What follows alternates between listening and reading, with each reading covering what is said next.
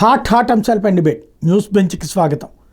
జమిలి ఎన్నికలు ఇవాళ hot topic అయ్యింది. ఎందుకు అంటే ఇంతవరకు మాటలకి పరిమితమైంది, ఇప్పుడు పార్లమెంట్లో ప్రవేశపెట్టబడింది. ఇప్పటిదాకా జరుగుతుందా జరగదా, అవుతుందా కాదా అన్నటువంటి దశ నుంచి తొలి దశ అనాలి. ఇప్పుడు లోక్సభలో ప్రవేశపెట్టడం, ఆ పెట్టినటువంటి సందర్భంలో విపక్షాలన్నీ ఒత్తిడి తీసుకురావడంతో దాని కాస్త ఏదైతే కమిటీకి పంపించడం అన్నటువంటిది కీలకం.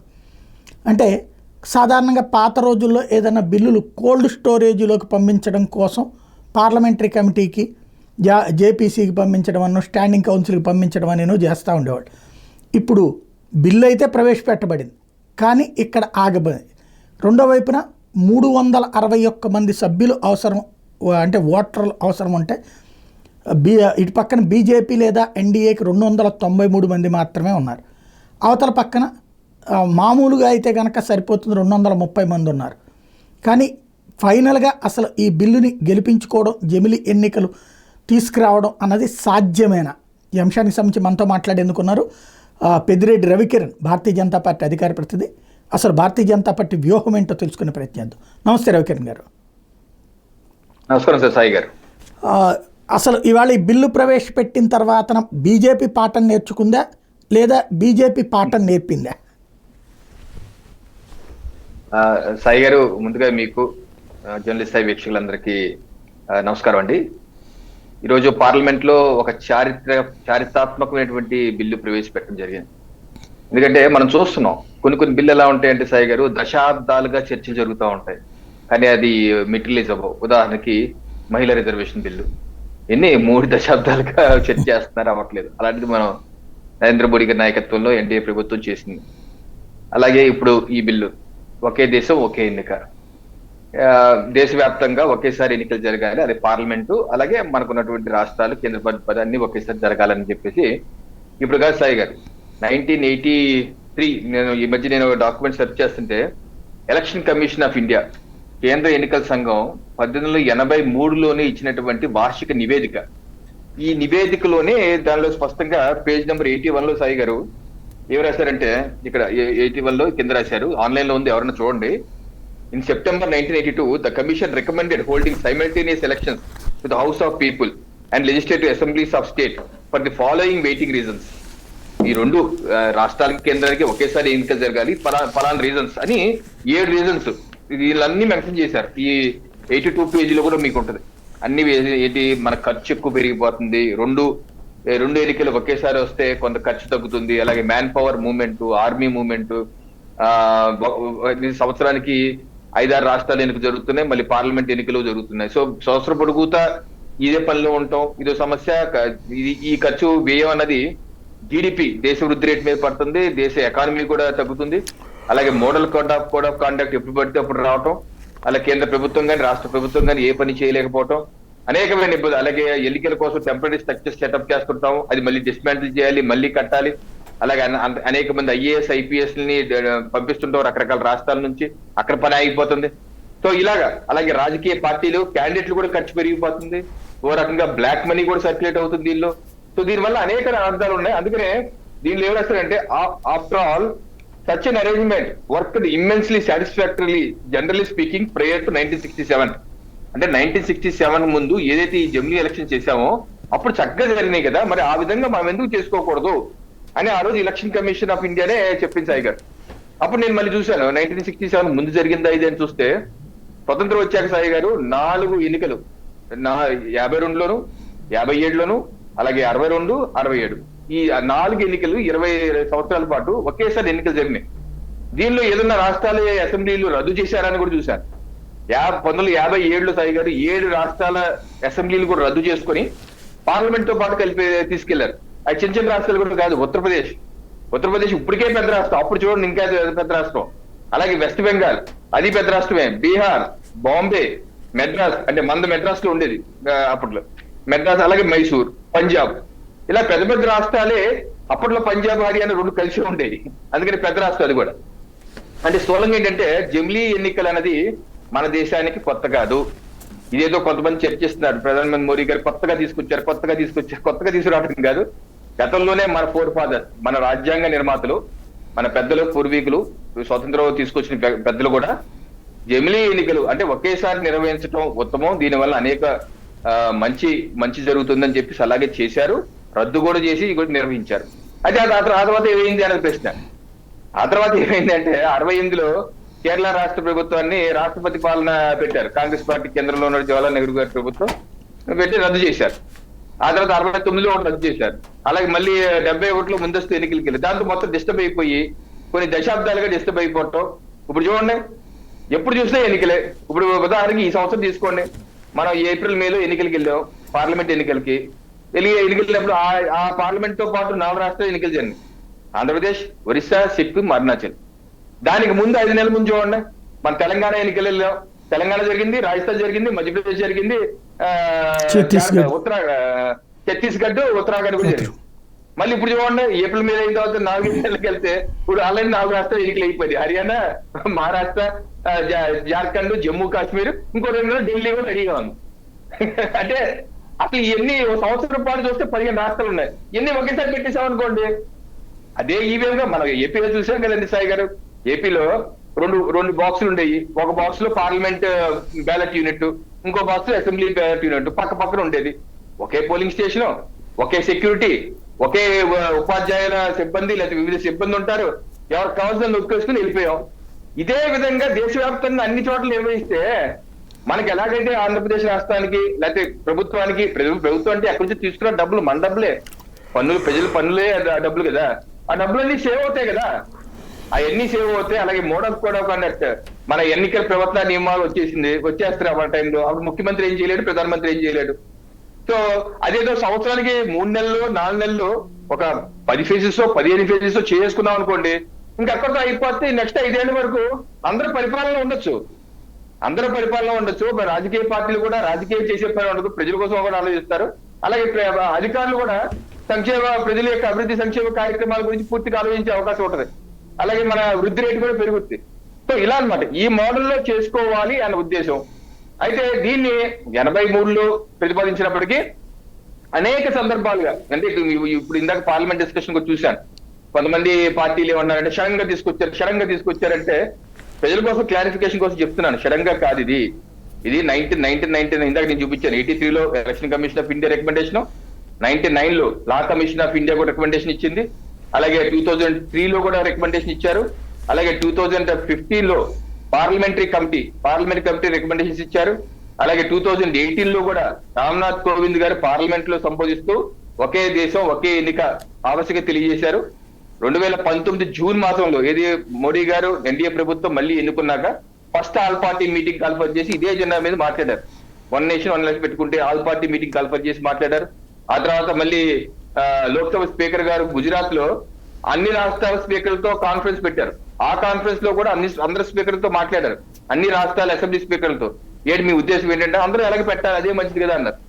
అలాగే రామ్నాథ్ కోవింద్ గారి కమిటీ ఫైనల్ గా హై లెవెల్ కమిటీ సెప్టెంబర్ 2023 ఏర్పాటు చేశారు. దానిలో ప్రతిపక్ష పార్టీ ఫ్లోర్ లీడర్స్ ఉన్నారు, ఎల్ఓపీలు ఉన్నారు, లీడర్ ఆఫ్ అపోజిషన్స్ లోక్సభకి రాజ్యసభకి. అలాగే రాజ్యాంగ నిపుణులు ఉన్నారు, అలాగే విజిలెన్స్ కమిషన్ మాజీ చైర్మన్లు ఉన్నారు. అలా 16 మంది సభ్యులు వేశారు. ఈ 16 మంది సభ్యులు 191 రోజుల పాటు పర్యటించి వివిధ వర్గాల నుంచి, అటు ప్రజల నుంచి, ఇటు వివిధ former chief justice of India నుంచి, former chief justice of high court నుంచి, former chairmans of vigilance CVC నుంచి, వీళ్ళందరితో నిపుణుల కమిటీ యొక్క సిఫార్సు తీసుకున్న రాజకీయ పక్షాల అభిప్రాయాలు కూడా తీసుకున్నారు. 67 రాజకీయ పక్షాలకి నోటీసులు ఇచ్చి మీరు మీ అభిప్రాయం తెలియజేయండి సార్ అంటే పైగా దానిలో 47 అనుకుంటా రెస్పాండ్ అయ్యాయి. దానిలో 32 వరకు ఓకే మాకు అభ్యంతరం లేదు అలాగే చేద్దామన్నారు. 15 పార్టీలు లేదు అలా కుదరదు మాకు ఇష్టం లేదన్నారు. ఇంకో 15 పార్టీలు రెస్పాండ్ కాలేదు. రెస్పాండ్ కానటువంటి పార్టీల్లో వైసీపీ ఉంది, బీజేపీ ఉంది, బీఆర్ఎస్ ఉంది, చాలా కొన్ని పార్టీలు అయితే ఉన్నాయి. సో ఆ నివేదిక మొత్తం 18,000 పేజీలు ఆన్లైన్ లో ఉంది. ఇంట్రెస్టెడ్ వీక్షకులు ఎవరైనా వెళ్ళి మీకు సెర్చ్ చేస్తూ వస్తుంది, అది చదవండి. చాలా నేను కూడా ఒకసారి చూశాను. It's nice document. దానిలో అన్ని వివరాలు ఉన్నాయి. ఈవీఎంలు ఎన్ని కావాలి, దానిలో స్థూలంగా చెప్పింది ఏంటంటే 11,80,000 పోలింగ్ బూత్లు ఉన్న దేశవ్యాప్తంగా. దాంట్లో బ్యాలెట్ యూనిట్లు 46,75,100 కావాలి. కంట్రోల్ యూనిట్స్ 33,62,300 కావాలి.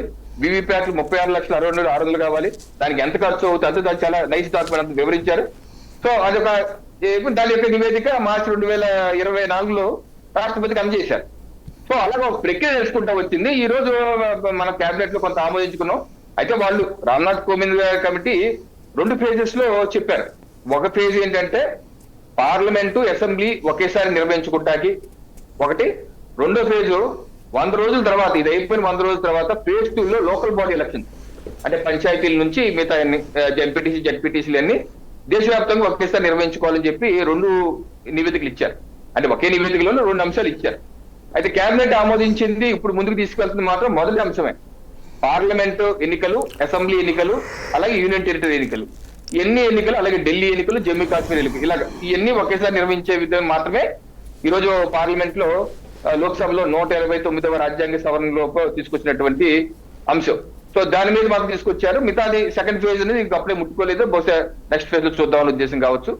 సో అంటే ఎందుకని ఈవేళ ఇది మళ్ళీ తీసుకెళ్లి కమిటీకి ఇవ్వాల్సి వచ్చింది?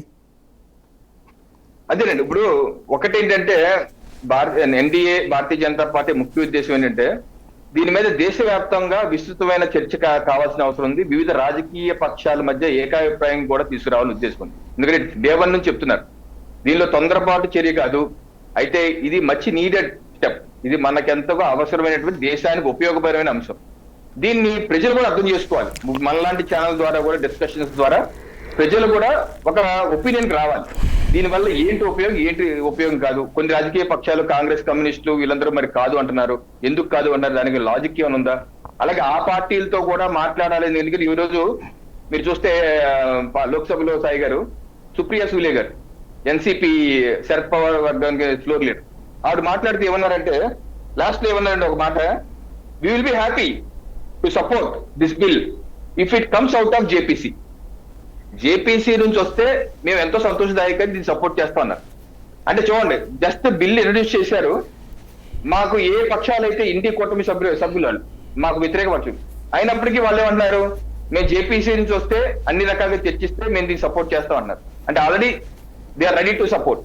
సో మా ఉద్దేశం ఏంటంటే మనం ప్రతిపక్షాలు అవుతుంది డెఫినెట్ గా, కాకపోతే దేశం యొక్క అవసరాల రీత్యా, దేశం యొక్క సమున్నతమైన అభివృద్ధి రీత్యా విపక్షాలైనంత మాత్రం పెద్ద నో చెప్పాల్సిన అవసరం లేదు. మీరు కూడా కలిసి రండి, అందరు కలిసి వస్తేనే ఈ యొక్క పని జరుగుతుంది. ఎందుకంటే ఏకపక్షంగా చేసే ఉద్దేశం లేదు. అందుకని వెంటనే అమిత్ షా గారు లేచారు, హోంమంత్రి గారు లేచి, ఇప్పుడు మా ఉద్దేశం కూడా క్యాబినెట్ లో డిస్కస్ చేసినప్పుడు కూడా ప్రధానమంత్రి గారు చాలా స్పష్టంగా చెప్పారు, దీనిలో ఏ మాత్రం తొందరపాటు వద్దు, మీరు జేపీసీకి పంపండి, ప్రతిపక్ష పార్టీలకి జేపీసీ అయితే జేపీసీకి పంపండి, జేపీసీలో డిస్కస్ చేద్దాం అని చెప్పి అన్నారు. సో మేము దానికి రెడీగానే ఉన్నాం అని చెప్పి అన్నారు. తర్వాత అర్జున్ రావు మేఘవాల్ గారు లేచి నేను జేపీసీకి పంపుతాం అన్నారు. సో జేపీసీ ద్వారా సాయి గారు అన్ని రాజకీయ పక్షాలే కాదు, వివిధ పౌరులు కూడా వాళ్ళ యొక్క ఒపీనియన్ చెప్పొచ్చు, లేకపోతే వాళ్ళ దేశవ్యాప్తంగా వివిధ రాష్ట్రాలు కూడా తిరుగుతాయి. ఈ రకంగా మనం చూసాం వకఫ్ బిల్లు ఈ మధ్య మనం చూసాం కదా, దాన్ని మన రాష్ట్రం కూడా వచ్చారు, ఒక డేట్ ఫిక్స్ చేసి మన రాష్ట్రం కూడా ఒపీనియన్ ఇచ్చారు. అలాగే వివిధ రాష్ట్రాలు తిరిగారు, అలాగే వివిధ పక్షాలు వాళ్ళ దగ్గరికి వెళ్తాయి, సంఘాలు కదా, స్వచ్ఛంద సంఘాలు కూడా వెళ్తాయి వాళ్ళ దగ్గరికి, జేపీసీ దగ్గరికి వెళ్ళి అభిప్రాయం చెప్పొచ్చు. అలాగే ఈ వన్ నేషన్ వన్ ఎలక్షన్ గురించి, ఒకే దేశం ఎన్నిక గురించి అందరూ చర్చ చేయాలి. రాజకీయ పార్టీలే కాదు, విద్వాంసులు, అలాగే వివిధ మానవ హక్కులను చెప్పుకునే వాళ్ళు అందరూ వచ్చి వాళ్ళ యొక్క అభిప్రాయాలు తెలియజేసి డిస్కస్ చేసి దీని ఒక సమగ్రమైన ఒపీనియన్ రావాలనేది మా పార్టీ యొక్క ఉద్దేశం. అందుకని జేపీసీకి ఇక్కడ వచ్చినటువంటి అంశం ఏంటంటే ఇవాళ 2/3 మెజార్టీ కావాలి, 361 దాకా కావాల్సి ఉంటుంది. మీరు చెప్పినట్టు తృణమూల్ ఉంది, కానీ మిగతా ఐఎన్డీఏ భాగస్వామ్య పక్షాలు సమాజ్వాదీ పార్టీ వ్యతిరేకిస్తుంది, అలాగే తమిళనాడులో స్టాలిన్ వ్యతిరేకిస్తున్నాడు, అట్లా మ్యాక్సిమం మేజర్ పార్టీస్ అన్నీ కూడా వ్యతిరేకిస్తున్నటువంటి పరిస్థితి ఉంది. ఎలా చేస్తారు అసలు? అంటే ఏం తెలియకుండా మా ప్రభుత్వం బిల్లు పెట్టదు కదండి. ఇప్పుడు కేబినెట్ లో ఆమోదించినప్పుడే తెలుసు కదా మాకు మిగతా కూడా ఒక 50-60 వరకు కావాలని. సో ఏ మాత్రం ప్రణాళిక లేకుండా మేమైతే గుడ్డెది చేలోబడ్డట్టు దూకేం కదా. సో ఒక ఆలోచన ఉంది మాకేంటి. ఇప్పుడు నేను ఇందాక మీకు చెప్పాను, సుప్రియా సూలే గారు ఎన్సీపీ స్టార్టింగ్ లోనే they are ready to support. ఇప్పుడు చూడండి, ఇంకా జేపీసీకి వెళ్ళకుండానే they are ready to support indirect గానే. సో రేపు జేపీసీకి వెళ్ళాక అన్ని పార్టీలతో మాట్లాడాక తప్పనిసరిగా వాళ్ళ మనసు కూడా మార్చుకుంటారు. ఎందుకంటే ఉదాహరణకి చెప్తాను, 2019 జూన్ మాసంలో ఆల్ పార్టీ మీటింగ్ కాల్పర్ చేసినప్పుడు ఒకే దేశం ఒకే ఎలక్షన్ కి ఆ రోజు సమాజ్వాదీ పార్టీ ఇది మంచి నిర్ణయం అన్నారు. అఖిలేష్ యాదవ్ గారు వాళ్ళ ప్రతినిధి వచ్చారు, ఇది మంచి నిర్ణయం చేయాలన్నారు. మన 2019 మార్చిలో కూడా అన్నారు, ఇది అఖిలేష్ యాదవ్ గారు అన్నారు, ఆన్ రికార్డు ఉంటుంది, ఎవరైనా వీక్షకులు ఎవరైనా గూగుల్లో కొడితే వస్తుంది, ఒకే దేశం ఒకే ఎన్నికలు మీరు రెడీ. ఉత్తరప్రదేశ్ ను కూడా మీరు ఇప్పుడు ఏప్రిల్ మేలో జరిగే పార్లమెంట్ ఎన్నికల్లో ఉత్తరప్రదేశ్ ఎన్నికలు కూడా చేయించండి 2019 కూడా అన్నారు. అంటే ఆ రోజున ఆయనకి ఆ రాష్ట్రం ఎన్నికలు ముందుకు వస్తాయని ఆయన ఆశ ఆ రోజున. అప్పుడు ఏంటంటే రాజకీయ అవసరం రీత్యా మాట్లాడాడు. ఇప్పుడు వైఎస్ఆర్ కాంగ్రెస్ పార్టీ వాళ్ళ మద్దతు ఇస్తుంది, వాళ్ళ ఎన్నికలు రేపు కనుక మీరు వచ్చే ఏడాది పెడతానన్నారంటే 27కు 20 ఎందుకు వాళ్ళు మద్దతు ఇస్తారు. కాకపోతే అది స్వార్థం ఉంది తప్పించి అందులో డెమోక్రటికల్ స్పిరిటే ఉన్నదా, అది వాళ్ళ ప్రాబ్లం. ఇప్పుడు ఉదాహరణకి మీరు వైసీపీ ఇచ్చారు కాబట్టి వైసీపీ పార్టీకి రామ్నాథ్ కోవింద్ గారి కమిటీ అప్పుడు వాళ్ళు రాష్ట్రంలో ప్రభుత్వం ఉంది కదా, వాళ్ళకి నోటీస్ ఇచ్చి మీ అభిప్రాయం చెప్పమంటే చెప్పలేదు. వాళ్ళు చెప్పని పార్టీలు వాళ్ళు ఉన్నారు. ఈ రోజు ఏమో కమాన్ ఎప్పుడు చెప్పి అంటారు. అంటే అది రాజకీయ స్వార్థం, అది కరెక్ట్ కాదు. ఇప్పుడు విశాల దేశ ప్రయోజనాల దృష్ట్యా ఆ బిల్లు ఎంతవరకు కరెక్ట్ ఎంతవరకు రాంగ్ అనేది చర్చ జరగాలి. తప్పనిసరిగా చర్చ చేస్తారు. కొన్ని సందర్భాల్లో రాజకీయంగా నిర్ణయం తీసుకున్నప్పటికీ ఆ పార్టీలో ఉన్నటువంటి వివిధ పార్టీలు, ఇదేనే కాదు ఇంటి కూటమి సభ్యులు కానీ లేదా తటస్థంగా కొన్ని ఉన్నాయి. ఇప్పుడు వైసీపీ తటస్థంగా ఉంది, అలాగే బీజేడీ గతంలోనే సపోర్ట్ చేసింది, వాళ్ళు తటస్థంగా ఉన్నారు. అలాగే కొన్ని పక్షాలు ఉన్నాయి తటస్థంగా, వాళ్ళు కానీ వీళ్ళు కానీ తప్పనిసరిగా అందరూ విశాల దేశ ప్రయోజనాల దృష్ట్యా ఒక మంచి నిర్ణయం తీసుకుంటారనే ఉద్దేశం ఉంది, అదే ప్రణాళిక ఉంది. మీ ఛానల్ ప్రేక్షకులకి నేను ఒక ముఖ్యమైన పాయింట్ చెప్పదలుచుకున్నాను. ఇవాళ డిబేట్ లో కూడా ఇప్పుడు సమాజ్వాదీ పార్టీ రిప్రజెంటేటివ్ వాళ్ళే ఉంటారు, ఇది అప్రజాస్వామికం, ఇది ఫెడరల్ స్ఫూర్తికి విరుద్ధం అని. అప్రజాస్వామికం ఫెడరల్ స్ఫూర్తికి విరుద్ధం అయితే నాకు తెలియ అడుగుతాను, మన ఆంధ్రప్రదేశ్ రాష్ట్రంలో పార్లమెంటు అసెంబ్లీ రెండు ఒకేసారి జరిగినాయి కదా, ఒరిస్సాలో కూడా ఒకేసారి జరిగినాయి కదా, సిక్కింలో కూడా ఒకేసారి జరిగినాయి కదా, అరుణాచల్ ప్రదేశ్ ఒకేసారి జరిగింది. మరి అప్రజాస్వామికం అయితే మరి ఇక్కడ ఎందుకు చేస్తున్నారు ఎలక్షన్స్? ఫెడరల్ స్ఫూర్తికి విరుద్ధం అయితే, సమాఖ్య స్ఫూర్తికి విరుద్ధం అయితే మరి ఈ 4 రాష్ట్రాల్లో పార్లమెంట్ కలిపి ఎందుకు చేయిస్తున్నారు? విడిగా పెట్టచ్చు కదా, మరి ఆ రోజు ఎందుకు వద్దనలేదు? అలాగే ఇంకో పాయింట్, నిజంగా అప్రజాస్వామికం అయితే 1967 వరకు 4 దఫాలుగా అలాగే ఎందుకు జరిగినాయి? జమిలీ ఎన్నికలు ఎందుకు జరిగినాయి? అంటే జవహర్లాల్ నెహ్రూ గారు అప్రజాస్వామికవాదా? ఆయన ఫెడరల్ స్ఫూర్తికి విరుద్ధమా? అప్పుడు ఉన్నట్టు కాంగ్రెస్ కమ్యూనిస్టులు కూడా మరి సపోర్ట్ చేశారు కదా, అప్పుడు వాళ్ళిద్దరు ఒప్పుకున్నారు కదా, ఒప్పుకుని చేశారు కదా. మరి అప్పుడు సై ఎందుకు, ఇప్పుడు నయ్యి ఎందుకు అవుతుంది? అప్రజాస్వామికం ఎలా అవుతుంది? ఒకటేంటంటే గతంలో చట్ట పద్ధతి లేదు. ఎందుకంటే మన రాజ్యాంగ నిర్మాతలైనటువంటి బిఆర్ అంబేద్కర్ గారు కావచ్చు, లేకపోతే కాన్స్టిట్యూంట్ అసెంబ్లీ ఉన్నటువంటి 300 మంది విద్వత్తులు కావచ్చు, వాళ్ళు they took it as granted. వాళ్ళు ఎన్నికలు ఇలాగే నిర్వహిస్తారు, కలిపి నిర్వహిస్తారు అన్న భావంతో ఉన్నారు. కాబట్టే 1957లో 7 రాష్ట్రాల అసెంబ్లీ రద్దు చేసుకుని మరీ వెళ్ళారు. కాకపోతే ఈ స్పిరిట్ ఉండదు అన్నది వాళ్ళు ఊహించలేదు, అందుకే చట్టబద్ధత చేయలేదు, రాజ్యాంగంలో అది పొందుపరచలేదు. ఈ రోజు ఆ పరిస్థితి వచ్చింది కాబట్టి మన రాజ్యాంగంలో ఒక విధానం రాసుకొని పొందుపరుచుకొని వెళ్తున్నాం. సో అంత మాత్రం చేత ఇది అప్రజాస్వామికం వెళ్ళిపోతుంది. ఎలా అయిపోతుంది? మీరు 20 ఏళ్ల పాటు చేసింది ఫెడరల్ స్ఫూర్తికి విరుద్ధంగా చేశారా? ఇప్పుడు కొత్తగా మేము చేయటానికి ఇప్పుడు కూడా జరుగుతున్నాయి కదా. సో అందుకని ఏంటంటే ఇది ఒక పసలైన ఆర్గ్యుమెంట్ గా ఉంది. సో డెఫినెట్ గా ఇవన్నీ డొల్లతనాలు బయటపడతాయి. తాయిగా రైట్. అంటే ఇక్కడ ఓ ప్రధానమైన వాదన ఏంటంటే ప్రాంతీయ పార్టీలు జాతీయ రాజకీయాలు జాతీయ ఎన్నికలతో కలిపి జరిపినప్పుడు అంటే మన డెమోక్రటికల్ స్పిరిట్ ఏంటి, మనది ఫెడరల్ వ్యవస్థ, అంటే రాష్ట్రాల ఆలోచనలు, రాష్ట్రాల అధికారాలు, ప్రాంతీయ పార్టీలు ఇవన్నీ నడుస్తుండాలి, జాతీయ భావజాలం, జాతీయ రాజకీయం ఇదంతా నడుస్తుండాలి. ఈ రెండు కలిపి ఒకటే నిర్వహించడం వలన 2 చోట్ల వచ్చినప్పుడు ఆ తేడా వస్తుంది. అంటే జాతీయ రాజకీయాల ఇంపాక్ట్ రాష్ట్రాల్లో ఉంటుంది. ఒకనాడంటే మీరు అన్నట్టు ఆ రోజులో కాంగ్రెస్ పార్టీ 2 రాష్ట్రాలు అన్నీ వాళ్ళదే, ఇక అసలు అక్కడ ఇంకొకటి లేదు. 67 దాకా దాదాపుగా చూసుకుని మధ్యలో ఒక కమ్యూనిస్టులు పరిపాలన తప్పించి దాదాపుగా ఆ టైపులో జరిగింది. అదే ఇప్పుడు వచ్చేటప్పటికి ఎక్కడ రాజకీయం అక్కడ ఉంది. ఇవాళ ఒకేసారి కనుక ఎన్నికలు నిర్వహిస్తే ఎట్లాంటి ఇంపాక్ట్ ఉంది? ఫర్ ఎగ్జాంపుల్ మన ఆంధ్రప్రదేశ్లోనే చూస్తే 2004, 2009 2 సార్లు కూడా కాంగ్రెస్సే వచ్చింది. ఇక్కడ అక్కడ 2 చోట్ల కేంద్రంలో వచ్చిన ఇంపాక్ట్ రాష్ట్రంలో పనిచేసింది. అంతకుముందు ఉన్నటువంటి తెలుగుదేశం ప్రభుత్వం దెబ్బతినడానికి కారణమైంది కూడా అదే అయింది. అట్లాగే 2014, 19లో బీజేపీతో కలిసినటువంటి సందర్భంలో వచ్చింది. అయితే ఇక్కడ తెలుగుదేశం పార్టీ, వైసీపీ మారినాయి అంతే.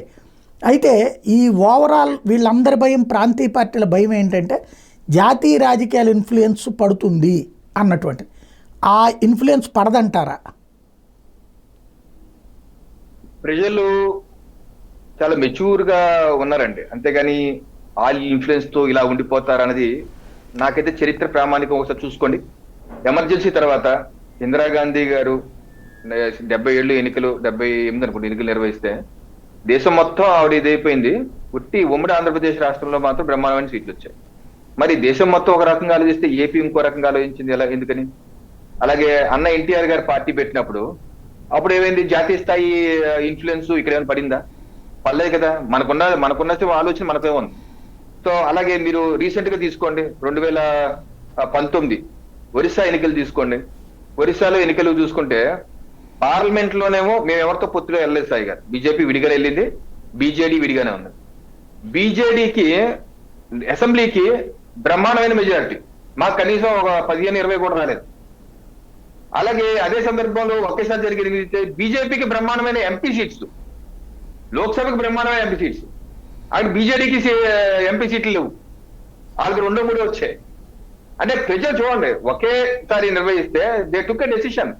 వాళ్ళకి తెలుసు కేంద్రంలో ఎలా ఉండాలి, రాష్ట్రాల్లో ఎలా ఉండాలి, దానికి ప్రభావితం అయిపోయే అంశాలు ఉంటాయి. ఫర్ ఎగ్జాంపుల్ ఢిల్లీ చూడండి, ఒక 5-6 నెలల గ్యాప్ లోనే వస్తున్నాయి పార్లమెంట్ ఎలక్షన్స్, ఢిల్లీ ఎలక్షన్స్. ఢిల్లీలో పార్లమెంట్ పెడితే ఆమ్ ఆద్మీ పార్టీకి 0 పార్లమెంట్ లో ఏ వాళ్ళకు ఉండదు, లోక్సభలో రాదాలి సీట్లు 0. 5 నెలలు 6 నెలలు అసెంబ్లీ పెడితే బీజేపీకి 0, ఓ రకంగా ఇంచుమించు 0 కాకపోయినా ఇంచుమించు ఒక 10 సీట్లు వస్తున్నాయి. సో ప్రజలు అలా ఇన్ఫ్లుయెన్స్ అయిపోయే విధంగా ఆలోచించట్లేదు. ప్రజలు చాలా మెచ్యూర్ గా ఉన్నారు. మనకి ఏది కావాలని ఆలోచిస్తున్నారు, దేశానికి ఏది ముఖ్యమని ఆలోచిస్తున్నారు, రాష్ట్రానికి ఏది కావాలని ఆలోచిస్తున్నారు, రాష్ట్రంలో నాయకత్వం ఎవరని ఆలోచిస్తున్నారు, కేంద్రంలో నాయకత్వం ఎవరో ఆలోచిస్తున్నారు.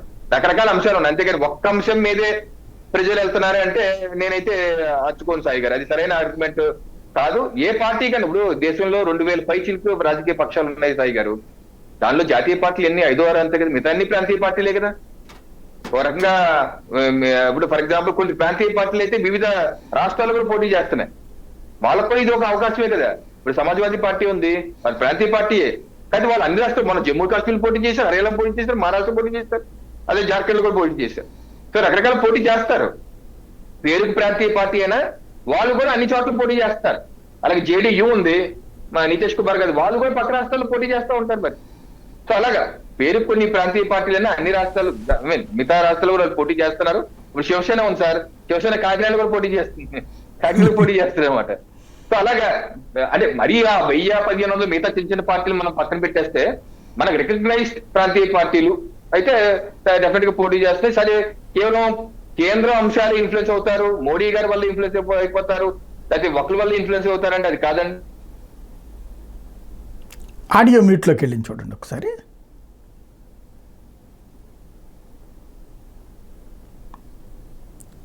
ఇంకా రాలా?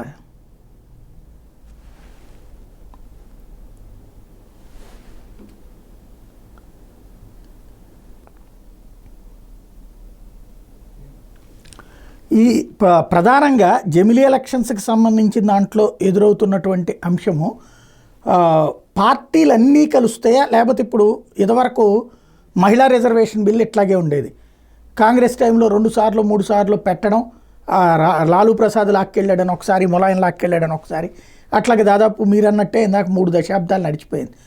ఇప్పుడు ఇవాళ కాంగ్రెస్ పార్టీ కానీ వీళ్ళు చేసిన వ్యాఖ్యల్లో కూడా అదే ప్రధానంగా ఉంది. ఇది ఒక వ్యక్తి మెప్పు కోసం పెడుతున్నారు అన్నటువంటి, అంటే మోడీ గారి కోసం పెట్టారు ఈ బిల్లు అన్నటువంటి. ఈవెన్ వక్ఫ్ బిల్లు కూడా ఇట్లాగే ముందు ప్రిపేర్ చేశారు, తీరా చూస్తే అది స్టాండింగ్ కమిటీ అనేది అట్లా తిరుగుతూనే ఉంది. కేవలం ఒక పబ్లిసిటీ మ్యానియాక్ట్తో చేస్తున్నారా, నిజంగా వీటిని గెలిపించుకోగలిగిన సత్తా ఉందా వక్ఫ్ బిల్లు ఈ జమిలీ ఎలక్షన్స్? ఇది ఒక్క వ్యక్తి కోసం కాదు సాయి గారు, ఇది దేశం గెలుపు కోసం, ఒక వ్యక్తి మెప్పు కోసం కాదు ఇది. ఇప్పుడు మా జమిలీ ఎన్నికలు పెట్టినా పెట్టకపోయినా ఏమో చెప్పండి, వ్యక్తిగతంగా నరేంద్ర మోడీ గారికి ఏం వస్తుంది నష్టం? ఆయనకి ఏమన్నా 100 కోట్లు వస్తాయా? ఆయన పిల్లలకైనా ఇవ్వాలా? దీనికోసం చేస్తాడు ఆయన. వ్యక్తి స్వార్థం అయితే లేదు కదా, అది దేశం కోసమే చేస్తున్నారు. ఏంటి ఉపయోగం? భారతీయ జనతా పార్టీ ప్రత్యేకంగా మాకేమన్నా వచ్చేస్తారా? అంటే మోడీ గారు ఇంకో 25 ఏళ్ల పాటు 50 ఏళ్ల పాటు అలాగే ఉంటారా? దేశం అయితే శాశ్వతంగా ఉంటది, భూమి ఉన్నంత దేశం ఉంటది, అయితే మనిషి అన్నవాడు శాశ్వతంగా ఉంటారు కదా. ఇక్కడ విధానపరమైనటువంటి అత్యంత కీలకమైనటువంటి మార్పు తీసుకొస్తున్నప్పుడు భారతదేశ ప్రజలు మమ్మల్ని ఏదో రకంగా పాలించే అందరిలాగా చేయలేదండి. అలా అలా ఎన్నుకోలేదు మా ప్రభుత్వాన్ని. తప్పనిసరిగా కావాల్సిన సంస్కరణలు, దశాబ్దాలుగా ఉండిపోయిన సంస్కరణలు చేయమన్నారు. ఇప్పుడు ఆర్టికల్ 370, 35A ఎందుకు రద్దు చేశామండి? అక్కడ జమ్మూ కాశ్మీర్ లో ఎస్సీలకు రిజర్వేషన్ లేకపోతే మాకు వచ్చిన నష్టం ఏంటి? ఎస్టీలకు లేకపోతే వచ్చిన నష్టం ఏంటి? మహిళల హక్కులు లేకపోతే వచ్చిన నష్టం ఏంటి? లేకపోతే అక్కడ మానవ హక్కులు లేకపోతే వచ్చిన నష్టం ఏంటి? వాళ్ళందరూ మన పిల్లలు కదా. 140 కోట్ల ప్రజల్లో భాగం. మన బాడీలో ఒక ఏలు కట్ అయిపోతే అంగవైకల్యం అంటారు, అంతేగాని కాదు కదా. సో భారతదేశాన్ని పట్టి పీడిస్తున్న సమస్యలన్నిటికీ పరిష్కరించే బాధ్యత మేము భుజాన్ని ఎత్తుకున్నాం. ఆర్టికల్ 370 రద్దు ఎందుకు చేసాం? అందుకే చేసాం.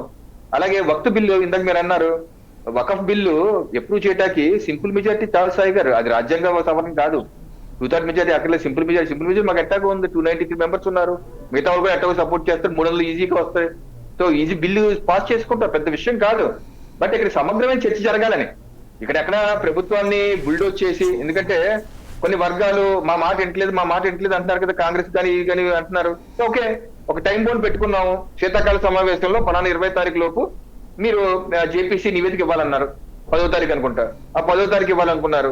సో మళ్ళీ 10వ తారీఖు వచ్చి మాకు ఇంకో 20 రోజులు టైం కావాలని చెప్పేసి ప్రతిపక్ష పార్టీలు అడిగారు. ఇంకో 20 days time. Okay fine, 20 days time ఇచ్చినంత మాత్రాన వచ్చి నష్టం లేదు కదా.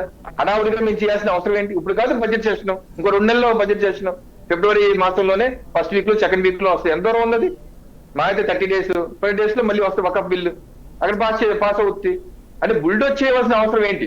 ఇక్కడ విస్తృతమైన చర్చ జరగాలి అనే ఉద్దేశం. అలాగే ఒకే దేశం ఒకే ఎలక్షన్ ఎన్నిక, దీని మీద కూడా విస్తృతమైన చర్చ జరగాలి. ఏదైనా దురభిప్రాయాలు ఉంటే ప్రజల్లో కూడా, పార్టీలతో పాటు ప్రజల్లో కూడా తీసుకెళ్లాలనే ఉద్దేశం మాది. దీనివల్ల ఉపయోగాలు ఏంటి, దీనివల్ల నష్టాలు ఏంటి? నష్టాలు ఏదైనా ఉంటే చెప్పండి. మేము తెలియకుండా, మాకు జ్ఞప్తికి రాకుండా, అనుకోకుండా కొన్ని నష్టాలు వస్తున్నాయా కొన్ని చెప్పండి. అది కూడా చెప్తే దాని మీద చర్చిద్దాం. చర్చించి దాన్ని తగు విధంగా మార్చుకుందాం. లేక వేరే ఆల్టర్నేటివ్ మెథడ్ సూచించండి. కొన్ని అలా చేసుకుందాం. సో మెయిన్ ఆబ్జెక్టివ్ ఏంటంటే, ఒకేసారి ఎన్నికలు నిర్వహించడం వలన దేశం యొక్క అభివృద్ధి ఇంకా వేగంగా జరుగుతుంది అన్నది ఆబ్జెక్టివ్. ఇక అంతేగాని మొత్తం రాష్ట్రాలు భారతీయ జనతా పార్టీ ప్రభుత్వాలు వచ్చేస్తే అందరు సీఎంలు బీజేపీ అయిపోతారు, లేకపోతే మా ఎన్డీఏ కుటుంబ సభ్యులు అయిపోతారు అని కాదు కదా. ఆ ఉద్దేశం ఎవరికి లేదు. అలాగే మోడీ గారే ఇంకో 100 ఏళ్ల పాటు ఆయనే ప్రధానమంత్రిగా ఉంటారు అన్నది కాదు కదా. రాజ్యాంగం శాశ్వతం అండి. మన దేశం మనం ఉంటాం లేకపోతాం, దేశం శాశ్వతం, ఈ రాజ్యాంగం శాశ్వతం. రాజ్యాంగాన్ని కాపాడుకుంటా ఉండాలి, ప్రజలు కాపాడుకుంటా ఉండాలి. ప్రజలు ముఖ్యం, దేశం ముఖ్యం. మా యొక్క భారతీయ జనతా పార్టీ విధానం ప్రిన్సిపల్ ఒకటే, దేశం ముందు, పార్టీ తర్వాత, వ్యక్తిగతం చెట్టు చివర. ఈ దేశానికి మేలు చేస్తుంది అని మేము త్రికరణ శుద్ధిగా భావిస్తున్నాం. అందుకే ఓపెన్ గా చర్చిస్తున్నాం. ఎక్కడా మేము భయపడేది లేదు. మీరు చెప్పండి, ఏదో తప్పులుంటే సరిదిద్దుకుంటాం. దేశం యొక్క శ్రేయస్సు దృష్ట్యా సరిదిద్దుకుందాం కావాలంటే మీరు చెప్పండి. అంతేగాని మోడీ గారు బిల్లు తీసుకొస్తారు కాబట్టి నేను వ్యతిరేకిస్తాను, ఇది రాజ్యాంగ వ్యతిరేకం, ఇది ఫెడరల్ స్ఫూర్తిగా, అర్థం పడుతూ ఉందా? రాజ్యాంగ వ్యతిరేకం అయితే ఏ రకంగా? ఇప్పుడు ఒక రాజ్యాంగం ప్రకారమే కదా తెలంగాణలో ఆంధ్రప్రదేశ్ రాష్ట్రం ఏర్పడింది. ఒక పార్లమెంట్ నుంచే కదా తెలంగాణలో ఆంధ్రప్రదేశ్ ఏర్పడింది. ఒక పార్లమెంట్ నుంచే కదా తమిళనాడు, ఆంధ్రప్రదేశ్, కేరళ, కర్ణాటక ఎన్ని ఫామ్ అయింది, గుజరాత్ కూడా ఫామ్ అయింది. పార్లమెంట్ ఉంటే కదా. ఇప్పుడు ఈ ఫెడరల్ స్ఫూర్తి విరుద్ధం ఎలా అవుతుంది? ఒక పార్లమెంట్ కి హక్కులు ఉంటాయి.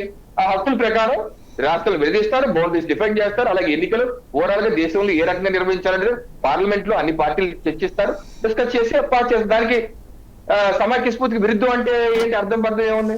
కేవలం మోడీ గారు తీసుకొచ్చారు కాబట్టి వ్యతిరేకిస్తాను, ఆయన ఏది తీసుకుంటే తప్పుపడతాను అనేది కాదు కదా. అందుకనే కదా ఈ రోజు ఇండియా కూటమిలో, ఇందాక నేను స్టార్టింగ్ లో చెప్పాను, ఇండియా కూటమిలో కీలక సీనియర్ మోస్ట్ నాయకుడు అయినటువంటి శరద్ పవార్ గారు, ఎన్సీపీ అధినేత శరద్ పవార్ గారు, they are ready to support. మీరు జేపీసీకి తీసుకురండి, చర్చించడానికి నేను సపోర్ట్ చేస్తాను. ఇవాళ చెప్పారు ఫ్లోర్ హౌస్ లో, వాళ్ళ party floor leader Supraja Sule. రేపు ఇంకోళ్ళు మనసు మార్చుకుంటారు.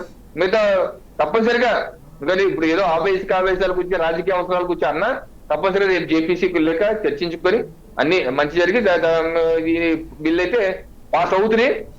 ఈ యొక్క వచ్చే 5 ఏళ్ల టర్మ్ లో 2029కి తప్పనిసరిగా అందరం జమిలీ ఎన్నికలకి వెళ్ళబోతున్నాం. సాయి గారు తప్పనిసరిగా వెళ్తాం. అంటే 2027కు జమిలీ ఎన్నికలు జరుగుతాయని విజయసాయి రెడ్డి, లేదు 2029 జరుగుతుందని చంద్రబాబు. ఏది నిజమవుతుంది? ఇప్పుడు ఇందాక నేను స్టార్టింగ్ చెప్పినట్టు వైసీపీ పార్టీ అప్పుడో మాట ఇప్పుడో మాట. అప్పుడేమో జమిలీ బిల్ గురించి మీ కామెంట్స్ చెప్పండి అంటే, ఒక రాష్ట్రాన్ని పరిపాలిస్తున్నటువంటి అధికారం ఉన్నటువంటి పార్టీ జగన్మోహన్ రెడ్డి గారు ఎస్ఓ నో చెప్పాలి కదా అభిప్రాయం. అయ్యే చెప్పలేదు, కామ్గా ఉన్నారు. ఈ రోజు మాత్రం కమాన్ జబ్లీ అంటారు. ఇప్పుడు ఒకటి సాయి గారు, ఒకటి ఈ బిల్లు జేపీసీకి వెళ్ళింది, జేపీసీ తర్వాత లోక్సభలో రాజ్యసభలో 2000 మెజార్టీతో పాస్ అవ్వాలి. అదొక. సెకండ్, మన జనగణన ఉంది. జనగణన కరోనా కారణంగా లేట్ అయిపోయింది. సో దాన్ని మనం స్టార్ట్ చేసుకోవాలి. అది ఎప్పుడు స్టార్ట్, మొన్న హోంమంత్రి గారు అన్నారు త్వరలో డేట్ ప్రకటిస్తాను. జనగణన పూర్తి అవ్వాలి. రెండు, అసెంబ్లీలో పార్లమెంట్ పునర్వ్యవస్థీకరణ, డీలిమిటేషన్. ఆ డీలిమిటేషన్ 2026లో ఉంది. 2026లో డీలిమిటేషన్ ఉంది. సో ఈసారి పార్లమెంట్ లో ఇంకొక 200 స్థానాల వరకు పెరిగే అవకాశం ఉంది దేశవ్యాప్తంగా. 200 ఎక్కువే ఉంటుంది. సో అలాగే అసెంబ్లీలు కూడా, మన రాష్ట్రం ఉంది ఏపీ, తెలంగాణ, 20 అసెంబ్లీలు మారుతాయి, తప్పనిసరిగా మారాలి. సో ఈ ప్రక్రియ అవ్వాలి. ఈ ప్రక్రియ సంవత్సరం పడతారా. మూడోది మహిళా రిజర్వేషన్ బిల్లు. మహిళా రిజర్వేషన్, ఇప్పుడు ఎస్సీ ఎస్టీ రిజర్వేషన్ మన అసెంబ్లీలో పార్లమెంట్ కి డిఫైన్ చేస్తున్నాం, ఎస్సీ ఎస్టీ రిజర్వేషన్. దాంతో పాటు మహిళది 33% కూడా రిజర్వ్ చేయాలి. సో దాని చేయడానికి టైం పడుతుంది. సో ఈ 3 ఆర్టికల్స్ ఉన్నాయి, ప్లస్ బిల్ పాస్ అవ్వాలి. సో ఈ 4 వెళ్ళేసరికి నాకు తెలిసి 2024 అయ్యే ప్రసక్తే లేదు. నాకున్నటువంటి లాజిక్ కానీ, నాకున్నటువంటి అవగాహన ప్రకారం 2029 తో April May +or- 5 months. 2029 general గా మనకి ఎప్పుడు మళ్ళీ డేట్ మళ్ళీ ఏప్రిల్ మేలో వస్తుంది సాయి గారు, సమ్మర్ లో. 2029 సమ్మర్ లో రావాలి. సో నేను అనుకుంటాం +or- 5 months. అంటే ఇటు శీతాకాలం కానీ అటు శీతాకాలం కానీ. ఎండలో మాత్రం పెట్టదు మహాప్రభు. ఎందుకంటే ఎండల్లో నాయకులు ప్రజలు అందరూ మరమలం మాడిపోతాము. సో ఇదొక అదృష్టం. ఎందుకంటే 2019 పోటీ చేసినప్పుడు చూశాను ఎంత కష్టంగా రోజు పొద్దు నుంచి రాత్రి వరకు ఎండలో తిరిగి కరెంట్ తగిలి కాకిలా తయారయ్యాం. అలా ప్రజలకు కూడా కష్టమే, ఊరేగింపులు కూడా చేయలేం. అందుకని ఇటుపక్క శీతాకాలం కానీ అటుపక్క శీతాకాలం కానీ వస్తారు. కానీ 2027లో అయితే వచ్చే ప్రసక్తే లేదు. నాకు ఈ ప్రభుత్వాలు ఏం చేస్తారు ఇప్పుడు? ఫర్ ఎగ్జాంపుల్ మీరు అన్నట్టు 2029లో అయితే మనకి 4 రాష్ట్రాల ఎన్నికలు ఉంటాయి సాధారణంగా. ఇప్పుడు మధ్యప్రదేశ్, రాజస్థాన్, ఛత్తీస్గఢ్ ఒక 6 నెలల ముందే జరిగిపోతాయి ఎన్నికలు. తెలంగాణ కూడా అట్లాగే. కర్ణాటక వచ్చేటప్పటికి ఏడాది ముందు ఎన్నికలు జరుగుతాయి. మళ్ళీ తర్వాత వచ్చేటటువంటి చూస్తున్నాం ఇప్పుడు. లేదా ఉత్తరప్రదేశ్ ఉంది ఫర్ ఎగ్జాంపుల్, 27లో ఎన్నికలు జరుగుతాయి. ఇట్లాగా వాళ్ళందరినీ ఏం చేస్తారు? వాళ్ళందరి టర్మ్ని తగ్గిస్తారా? అది ఈ బిల్లు ఆమోదం పొందిన తర్వాతన వాళ్ళది. ఇప్పుడు మామూలుగా అయితే ఏంటి, మనకి ఎన్నిక జరిగేటప్పుడు 5 సంవత్సరాల కోసం అన్నటువంటి నోటిఫికేషన్లో ఉంటుంది. ఇప్పుడు అలా కాకుండా ఎలక్షన్ దానికి వాగ్దాన భంగం అయినట్టు ఉంటుంది కదా. అలా కాకుండా ఇప్పుడు బిల్లు ఆమోదించుకున్న తర్వాత ఏ 30లోనో 32లోనో చెప్పుకుని ఆ లోపుగా వచ్చేటటువంటి అసెంబ్లీలు ఏమన్నా ఉంటే కనుక ఏడాది అయితే ఏడాది, 2 ఏళ్ళు అయితే 2 ఏళ్ళు, ఆ డెడ్ లైన్ టైంకి అని పెట్టుకోవాలి కదా. లేకపోతే కనుక కొంతమందికి ఏమో ఎక్కువ టైం అవసరం అవుతుంది, కొంతమందికి ఏమో ముందస్తు క్లోజ్ అయిపోతుంది. అప్పుడు అవన్నీ నష్టపోతాయి కదా, పబ్లిక్ తీర్పిచ్చినటువంటివి కదా. మీరు చెప్పిన పాయింట్ కరెక్టే. అయితే ఈ సమస్య మనకి ఎప్పుడన్నా వస్తుంది. కొన్ని రాష్ట్రాలకి ముందే డిజాల్వ్ చేసుకోవాల్సి వస్తుంది. ఇప్పుడు ఇందాక నేను చెప్పాను స్టార్టింగ్ లో 1957లో 7 రాష్ట్రాలు ముందుగానే డిజాల్వ్ చేసుకున్నాయి. అలాగే ఒకటి ముందుగా, ఇంకోటి ఇంకా ఎక్కువ టైం కూడా ఉన్నా సరే తగ్గించుకున్నారు. 6 నెలలు అటు 6 నెలలు ఇటులు ఉన్నాయి, తగ్గించుకున్నారు, కట్ చేసుకున్నారు. సో అలాగా మనం కూడా అటువంటి మెకానిజం చేసుకోవాల్సి వస్తుంది. అది ఈ బిల్లు సమగ్ర రూపం వచ్చాక మనకు అర్థం అవుతుంది ఏ రకంగా చేయబోతున్నారు, ఎలా చేస్తారు.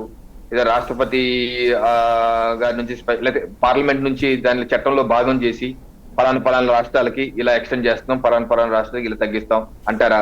లేకపోతే ఇందాక మీరు అన్నట్టు దీనికి ఒక డేట్, ఇప్పుడు ఎలాగ ఉమెన్ రిజర్వేషన్ బిల్లు 2027 అన్నాం, అలాగే జమిలీ ఎన్నికలు పలానా 2023 అంటావా, 2033 అంటావా, లేకపోతే 2030 అంటావా, లేకపోతే ఏంటి అనేది సమగ్రమైన రూపం బిల్లు ఓవరాల్ గా చర్చ జరిగాక మనకి క్లారిటీ రావాలి.